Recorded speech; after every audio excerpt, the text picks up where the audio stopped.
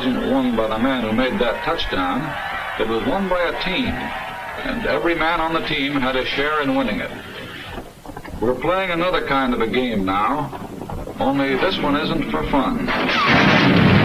It's for keeps.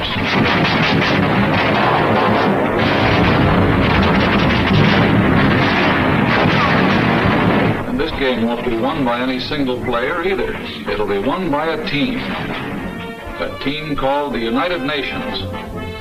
The ball will be carried by the men in the backfield. The tough little guy from China, Big Joe Russia, John Britain, and a guy called Yank, the 4 greatest backs in the world.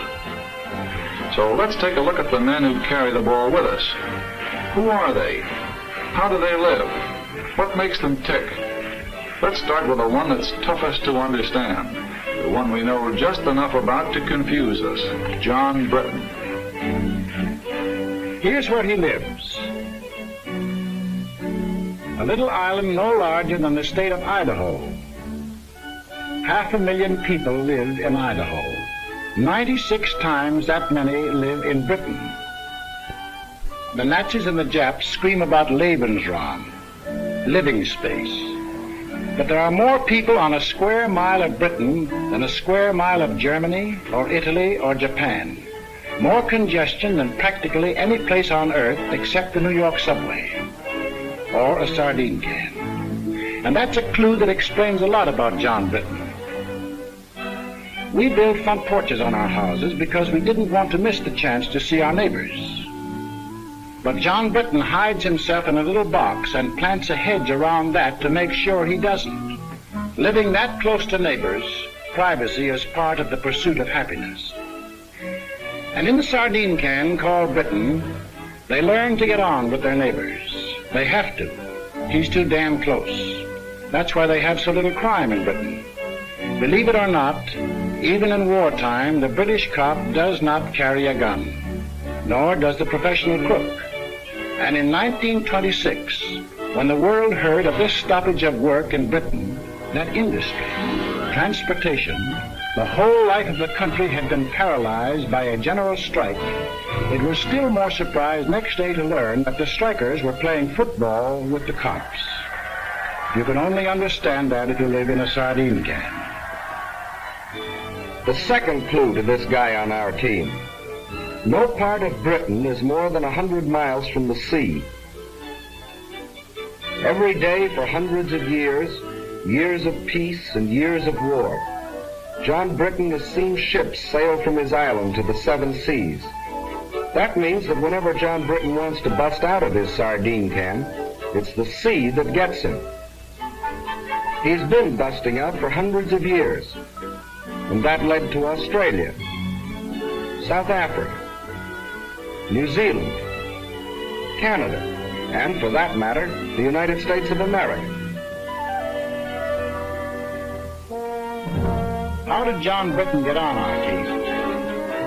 Remember 1938? The Yankees won the pennant. Wrong way, Corrigan. The last trains ran on the 6th Avenue L. Well, John Britain got excited about the same sort of things. The bet he had on the Derby, or, as he would say, the Derby. His job. His kids. Getting his exercise on his day off. Preston North End taking the football cup.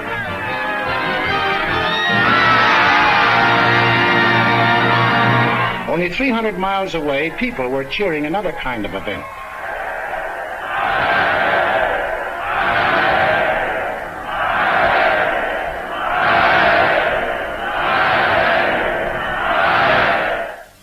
And in London and every other British city and town, they read about what was going on in Europe, and they got sore about it. But they were also pretty well determined to keep it none of their business. Then, this looked bad. The Czechs had a mutual assistance pact with France, and France had one with Britain. This might mean war, even though everyone was anxious to avoid it.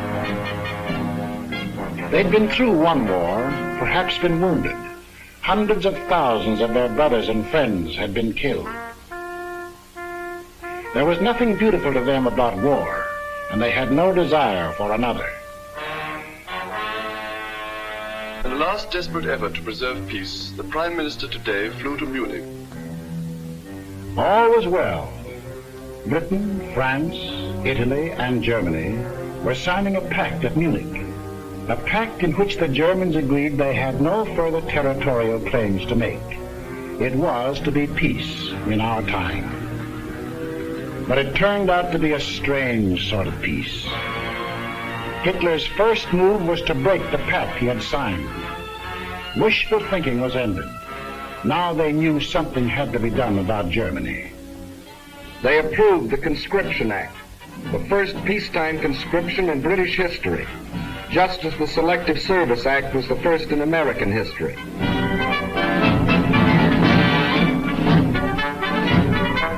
The British had put their cards on the table. They had, in effect, said to Hitler, "That's enough. If you go into Poland, we'll fight." Hitler smiled. Like other would-be conquerors of Britain, Philip of Spain, Napoleon, Kaiser Wilhelm, he thought he understood the British. He didn't. The sleeping lion began to wake up. He was a pretty drowsy lion for the first 6 months of the war. He snapped and growled,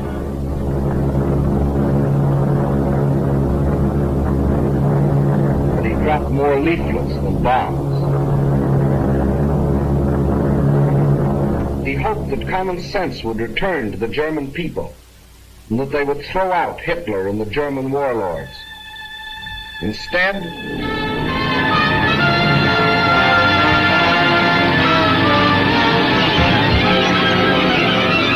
at dawn this morning, the German armies, without warning, invaded the neutral countries of Luxembourg, Holland, and Belgium.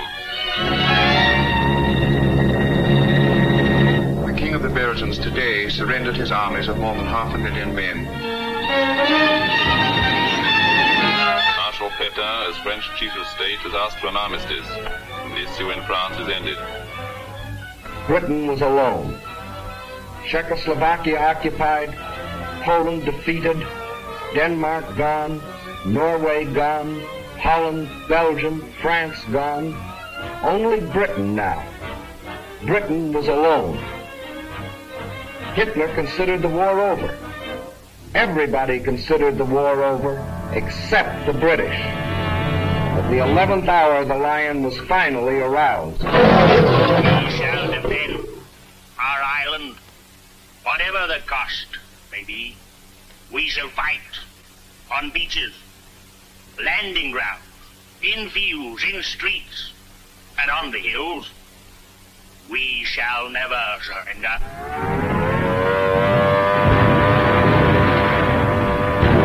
For a year, they took everything that the Nazis could throw at them.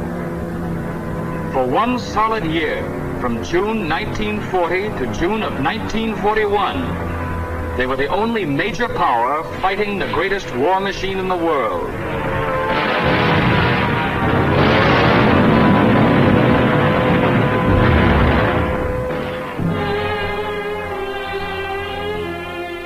They took body blow after body blow. Solid punches before they even had their guard up. All they did was take it on the chin and hang on to the ropes. They never went down.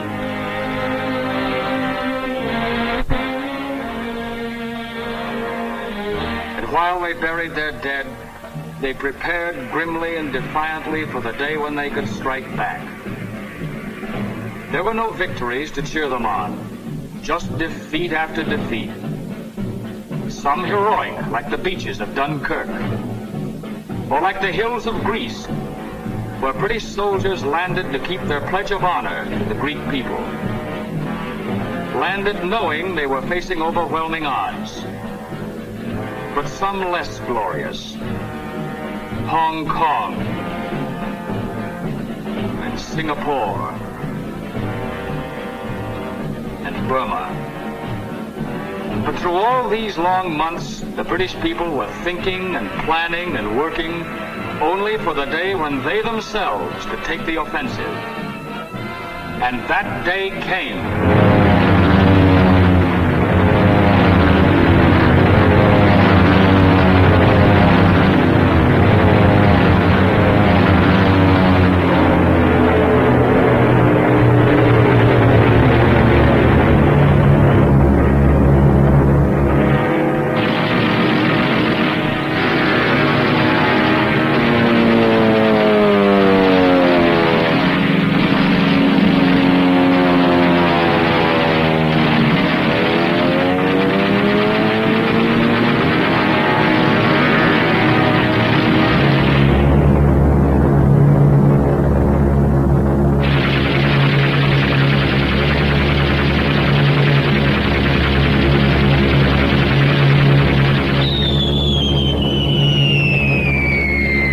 the British that made the Germans realize that war could be brought to German soil, too. Day after day, night after night.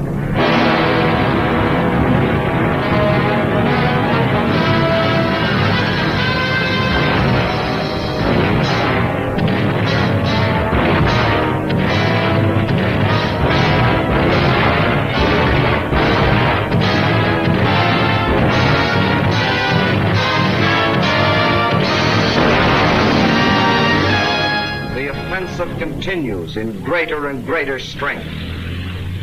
That's in the air. And on the ground, 1,500 miles away in North Africa.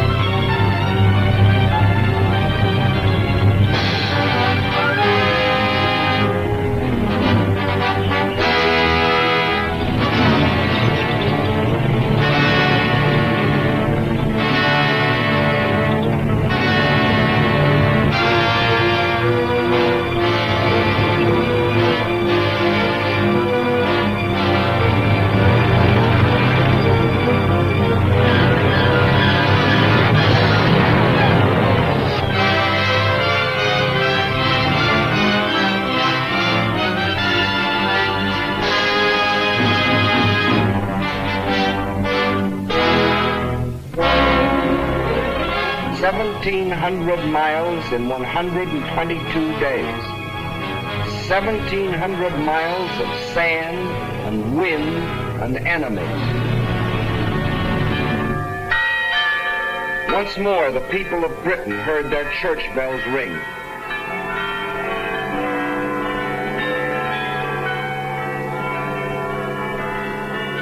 More than 3 years earlier, they had been warned that this would be the signal of invasion. But long since the nightmare of the threat of invasion had passed. Now the bells rang out a song of thanksgiving, a song of victory.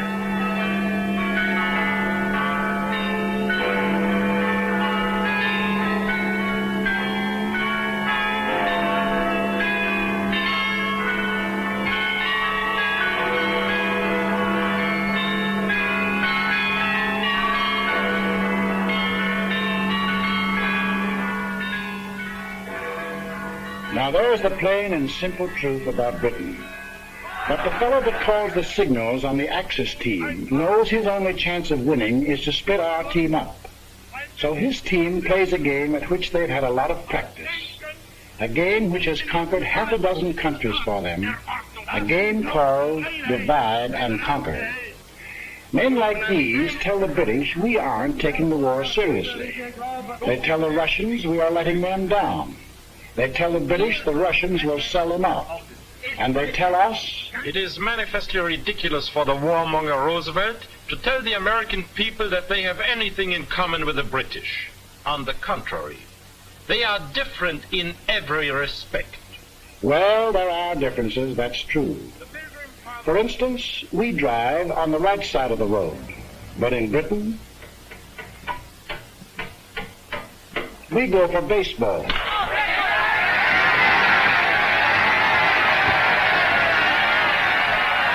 They have a little number called cricket.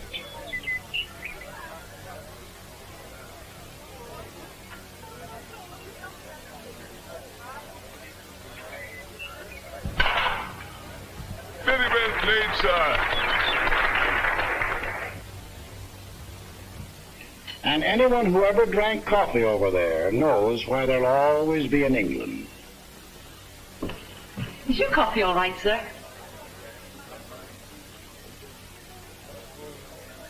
Give us a glass of half and half. Have you heard about it, boys? Give us another glass of half and half. Blimey, you'd have thought it happened to poor old Bill. And another bloke here. So I went in to sup my dinner.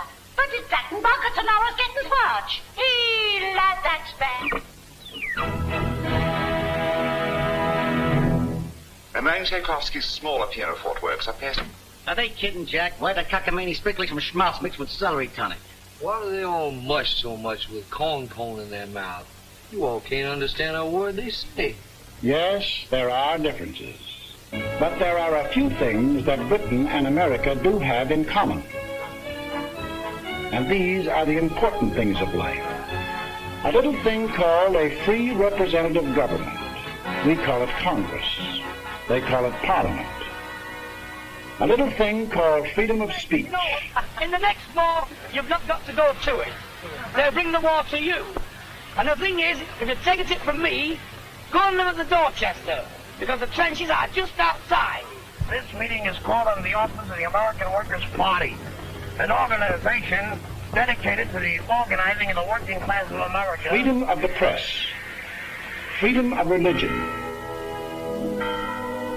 They may not be important to Hitler, but all these things are the common heritage of John Q. Public and John Britton.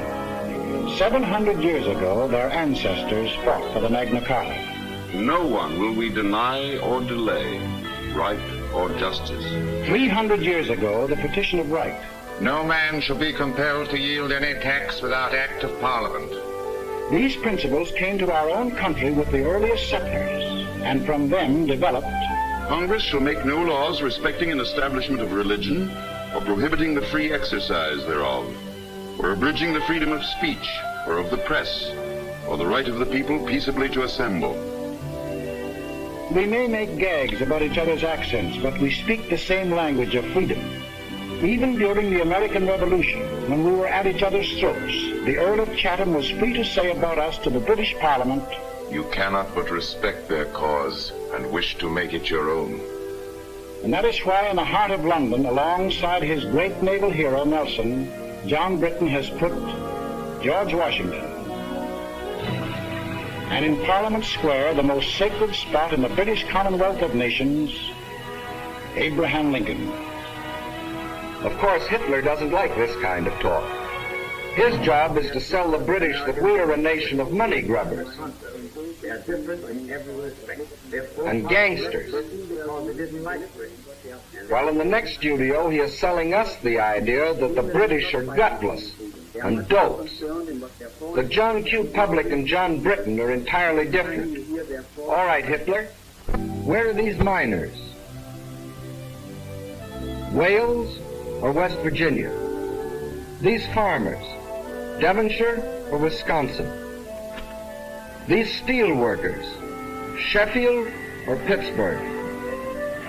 These children, American or British, they live in lands which share the same hopes, the same ideals, and unlike the poor children of Germany, in lands where the truth is free.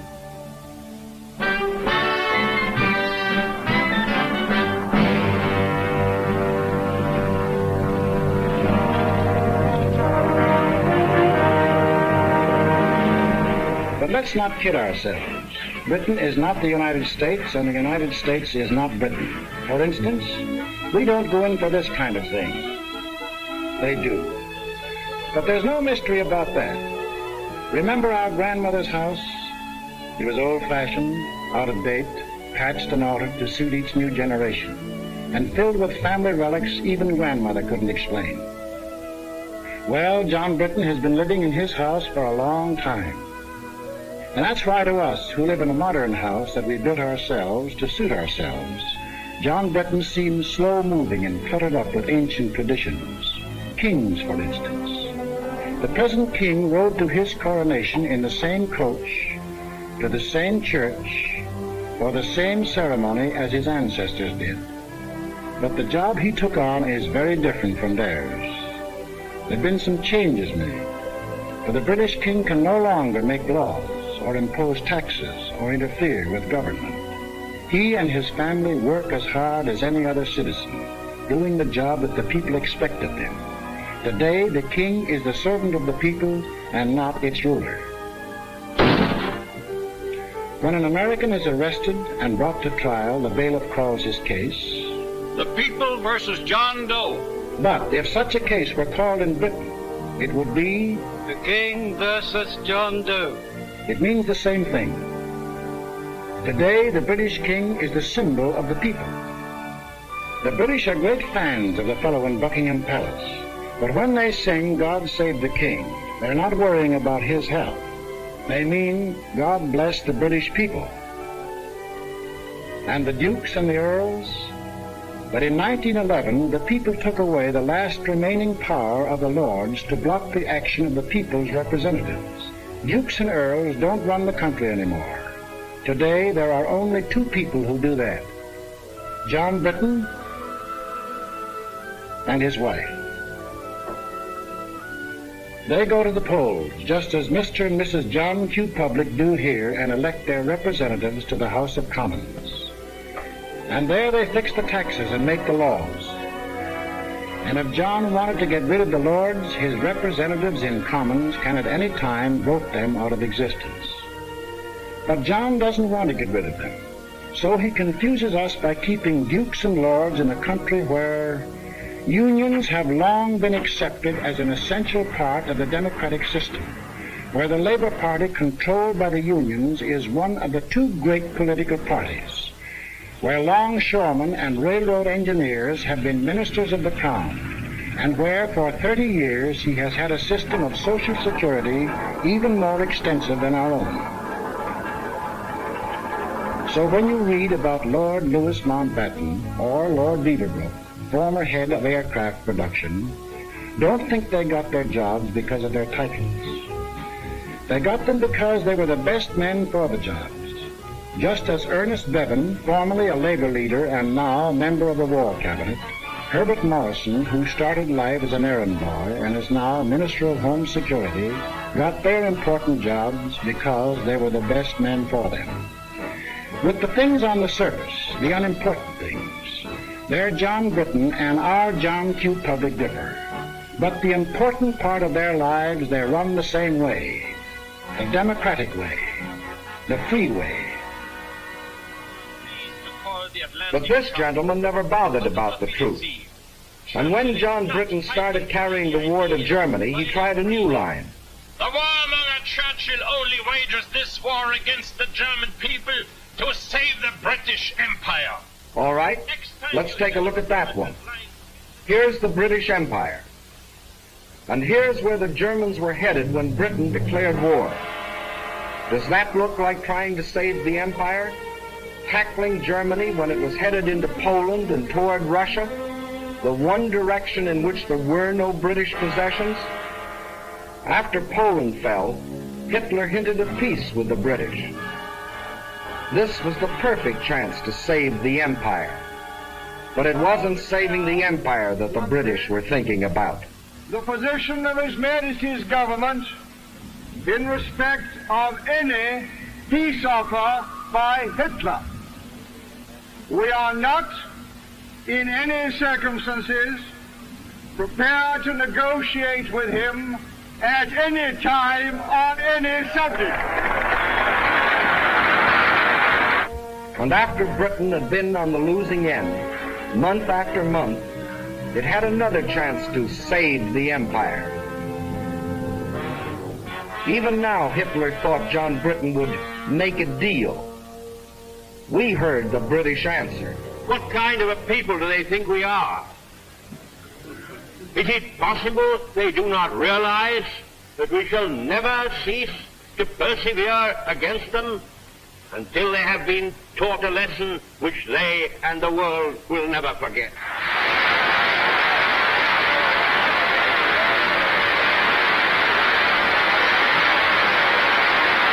And let's take a look at this British Empire. The freedom we fought for in 1776, Britain has since freely given to Canada, Australia, New Zealand, South Africa. These are independent nations with their own parliaments, their own laws, even their own money systems, their own tariffs, which often work to Britain's disadvantage, their own armies and navies. Britain couldn't even take them into war if she wanted to. That's a problem they settled for themselves. Each one of the British Commonwealth of Nations declared war on Germany of its own free will. Of course, no one ever talks about the British Empire today without mentioning India. And men of goodwill in Britain as well as other countries have been outspoken in their demands for Indian freedom. For no man who believes in democracy can support foreign rule of any people. But there are things that many of us do not know about India. For instance, that India pays no taxes to Britain, either directly or indirectly. That the Indians fix their own tariff laws, frequently to Britain's disadvantage. That of the Viceroy's Executive Council, 11 of the 15 members are Indians. And in the courts, 10 of every 11 judges. Furthermore, that no Indian is ever conscripted for service in the Army and Navy. It was voluntary enlistment that raised the Indian Army from 170,000 at the outbreak of war to 1.25 million today. And on the subject of India, listen to the words of Field Marshal Jan Christian Smuts. He fought against the British 40 years ago, was defeated in his fight, and still became the leader of one of the British Commonwealths of Nations, Prime Minister of South Africa. India, if she will, can be free in the same way and by the same means as Canada, Australia, and New Zealand are today free sovereign states. Their peoples worked out a constitution for themselves. The same course is open to India, if the peoples of India will agree about the terms of a free constitution. Freedom isn't a thing that can be imposed from without. It can only be created from within. The Indians have a responsibility to reconcile the differences that exist in the vast Indian population, with its 100 different languages, its dozens of different religions. And on March the 11th, 1942, the British government placed itself on record and promised full self-government to India if India will work out a constitution that will satisfy its people after the war is over. But during this war, military leaders agree Allied troops are needed in India as an effective bloc by the democratic world to keep the Nazis and Japs from uniting. Further, India provides the bases for United Nations bombers to get at the Japs in Burma. In other parts of the empire, too, democracy stands on guard. If it wasn't for the British at Gibraltar, Malta, Cyprus, Suez, Alexandria, and they're hanging on to them regardless of the cost, and their drive across Libya to Tripoli, there would have been no American landing in North Africa.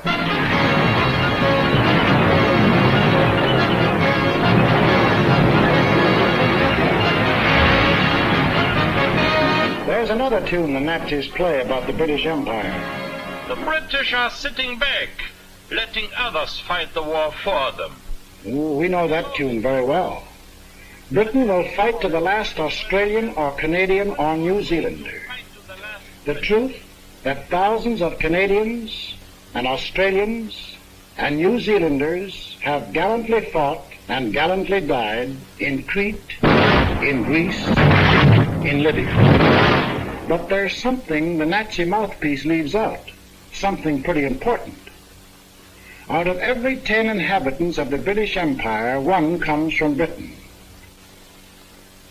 But of the casualties suffered so far in this war, 7 out of 10 were born and raised in Britain. 1 of 10 in population, 7 of 10 in casualties. And in the air, of the planes flying with the RAF in Britain, 2 out of 3 are manned by crews from the island. And of the planes on the overseas fronts, the western desert in Africa and the rest, 4 out of 5 are manned by boys from Britain. And then there's a little thing called the British Navy. From 1588, when it licked the Spanish Armada, to 1940, when we got moving on a 2-ocean navy, the greatest battle fleet in the world. That, too, is manned almost entirely by men of Britain, the little island in the Atlantic, an island of seafarers. And the British Merchant Navy, still the greatest merchant navy in the world, in spite of all that Hitler can do. Men from every British town and village in the stokeholds of 10,000 ships, on ice-coated decks, in grimy engine rooms, men who have been torpedoed twice, 3 times.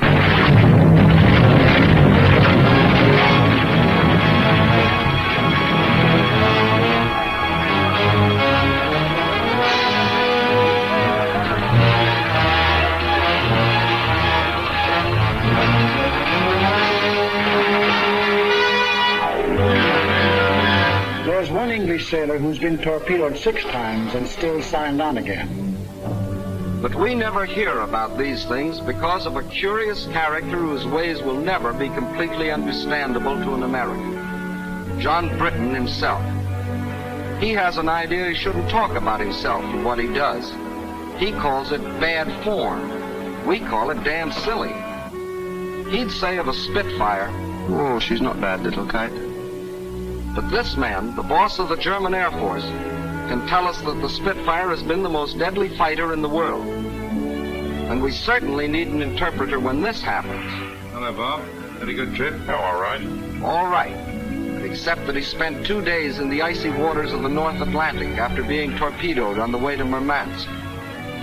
See this man? His name is Whitten Brown. And this man, believe it or not, is the first man who flew the Atlantic non-stop.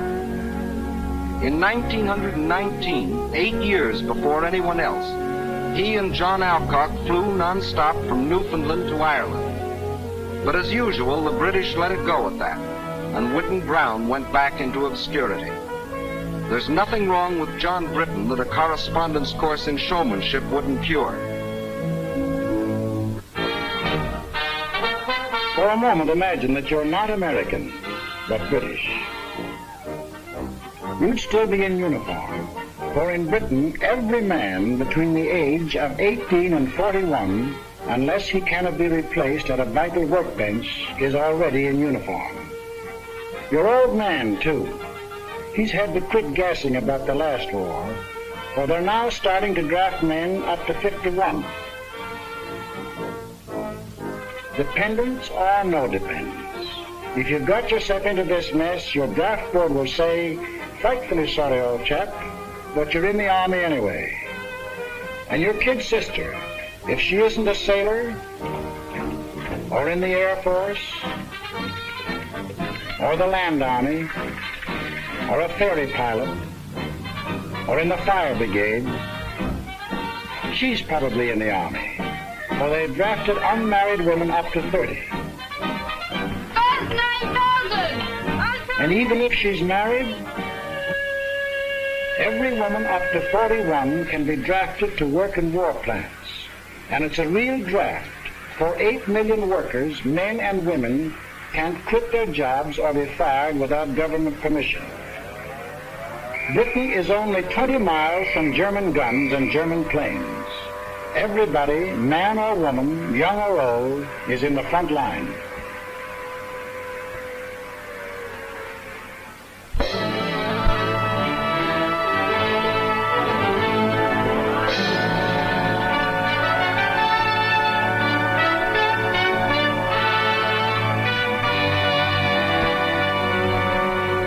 Maybe this isn't your idea of Britain. The ads were different, and you wondered whether they still made bows and arrows at the village forge. The ads kept quiet about industry, just as this one leaves out the aircraft plants and the oil fields.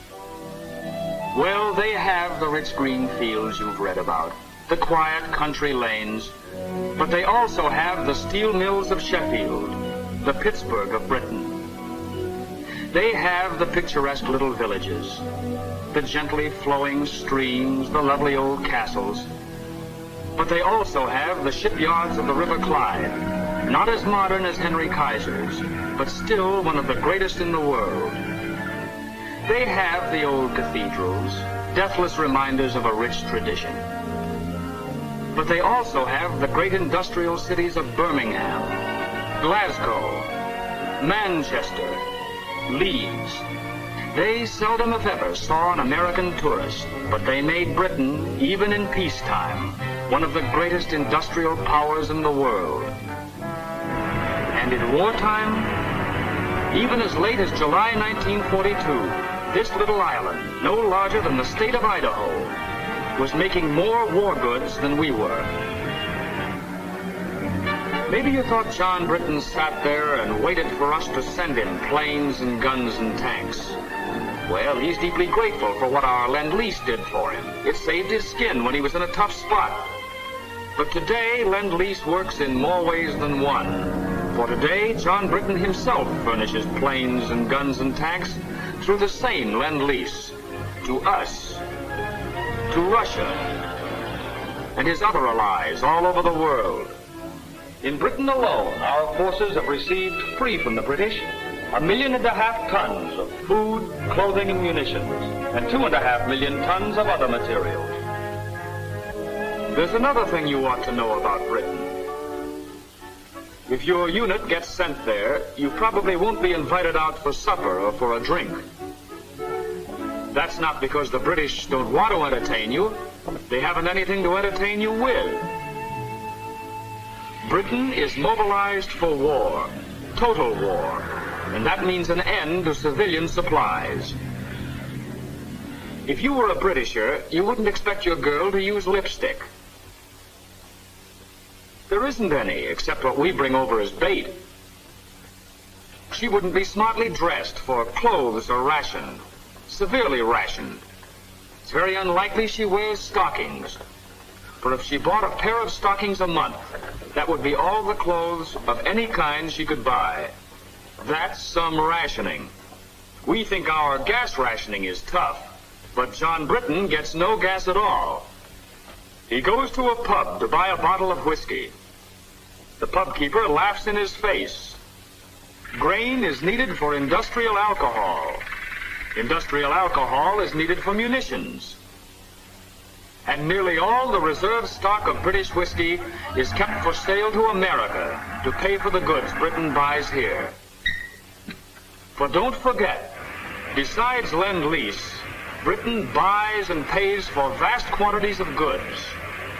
And it was the cash purchases that Britain made before we entered the war that gave our munitions industry its start and enabled us to build it up in record time. He goes to buy a pack of cigarettes. There probably aren't any. But if there are, 2 shillings, please. That's 40 cents for a pack of cigarettes. 12 cents represent the cost of the cigarettes. The other 28, the tax paid to the government. For Britain is going all out in taxation. Nobody is making any money out of this war. Industry is paying. Excess profits tax is 100%. Labor is paying. The man who earns $33 a week pays 29% income tax. And the rich man, if there are any of them left, pays an income tax of no less than 97.5%. And then there's the little matter of food. There are not many fat men in England nowadays, but John Britton isn't kicking. He knows 1 egg a week is helping him to win the war. The British rations are the rations of a free people. They could get food as they did in peacetime from Canada, Australia. But that would take ships, and the British prefer to use the ships for supplies to Russia, planes from America, troops to the Mediterranean. To win the war, every Britisher is on short rations, and has been on short rations for 2 years. Everybody except the children. They get 4 times the eggs that grown-ups do. They get all the oranges that arrive in Britain, and practically all of the extra milk. For John Britton is thinking of after the war, of the new world that his children and ours will inherit. A world where there will not only be freedom of speech and freedom of worship, but also freedom from want and freedom from fear. It is not given to us to peer into the mysteries of the future. Still I avow my hope and faith, sure and inviolate, that in the days to come, the British and American peoples will, for their own safety and for the good of all, work together in majesty, in justice, and in peace. This is what the British are fighting for. They are an old people, a stubborn people, and sometimes they have moved slowly. But in 3 years of blood and sweat and tears, John Britain has found his soul.